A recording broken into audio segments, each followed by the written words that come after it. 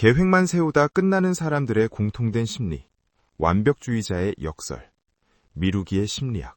뭔가를 시작하기 위해 책상 앞에 앉은 당신. 마음속으로는 이미 수백 번 시뮬레이션을 돌려본 근사한 프로젝트, 혹은 오랫동안 꿈꿔왔던 창작 아이디어가 가득합니다. 계획표는 정교하고 참고 자료도 충분하며, 심지어 그것이 완성되었을 때의 짜릿한 성취감까지 이미 머릿속으로 수십 번 맛보았습니다.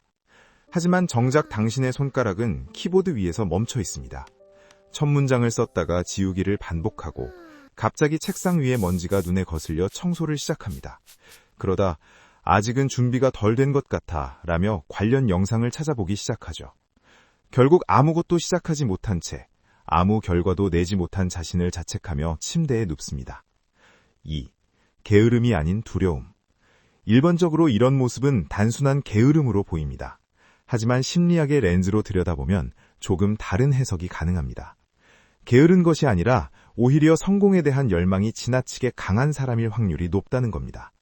심리학에는 자기 불구화, 셀프 핸디캐핑이라는 역설적인 용어가 존재합니다.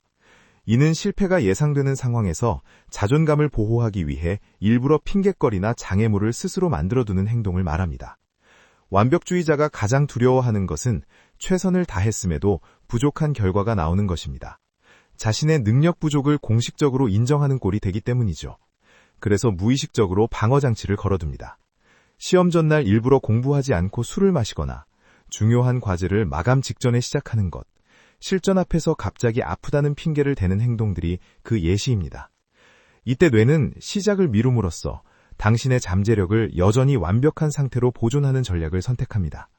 현실의 성취보다 내면의 완벽한 나라는 이미지를 더 우선시하기 때문입니다. 3. 고정 마인드셋의 함정. 완벽주의자들에게 능력은 개발하는 것이 아니라 이미 내 안에 증명되어야 할 상태로만 존재합니다.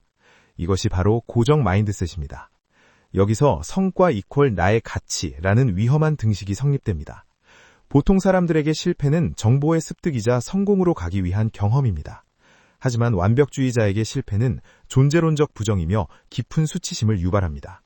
이 수치심은 너무나 고통스럽기 때문에 뇌는 평가받을 기회 자체를 박탈담으로써 자아를 보호하려 합니다.